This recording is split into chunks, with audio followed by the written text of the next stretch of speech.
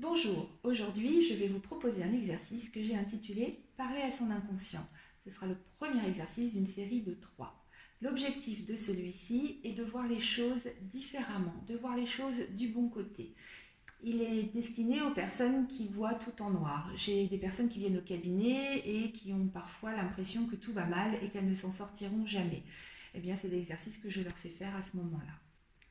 Florence Servan-Schreiber a écrit un livre très rigolo à ce sujet qui s'appelle 3 kiffs par jour, où elle préconise le soir de faire un point en famille sur tout ce qui s'est passé de bien dans la journée et d'exprimer 3 choses sympas qui se sont passées.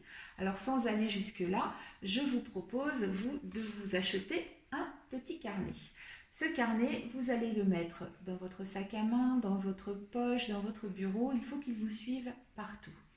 Et dans la journée, quand il se passe quelque chose de chouette, quelque chose de sympa, quelque chose qui vous touche, vous allez le noter dans votre carnet. Alors ça peut être un collègue qui vous rend un service, ça peut être quelque chose qui vous fait plaisir, ça peut être un enfant qui vous fait un dessin, n'importe quoi, tout ce qui vous touche dans la journée, notez-le dans votre carnet. Et le soir, quand vous allez vous coucher, vous relisez ce que vous avez noté dans la journée, histoire de se rappeler ce qui s'est passé de chouette dans la journée.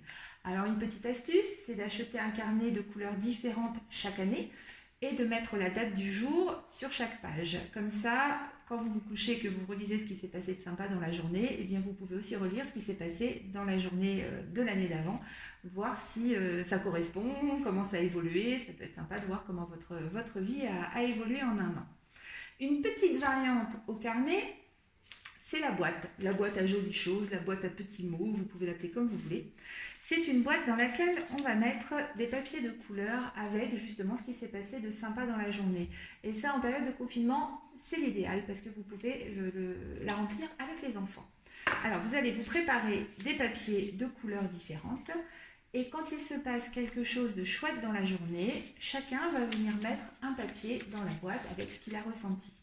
Et à la fin du confinement, on ouvre la boîte et on regarde à quel point c'était chouette d'être confinés tous ensemble et qu'est-ce qu'on a passé comme moment super sympa.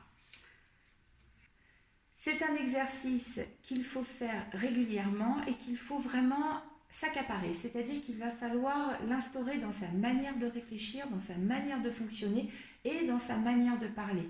Parce que ça va vous faire du bien à vous, ça va nettoyer ces émotions qui sont noires et que je passe mon temps à nettoyer au cabinet. Là, comme je ne suis pas là, vous allez commencer à les nettoyer tout seul.